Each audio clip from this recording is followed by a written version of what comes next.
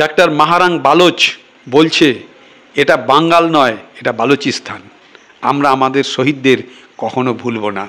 যে জাতি তার নিজেদের শহীদদের ভুলে যায় সে জাতির ধ্বংস এবং পতন অনিবার্য। আসলে বাংলাদেশ 9 মাসে স্বাধীনতা অর্জন করেছিল তো ভারতের সহায়তায়, তাই তারা স্বাধীনতার অর্থ এবং মূল্য গুরুত্ব তারা বোঝেনি।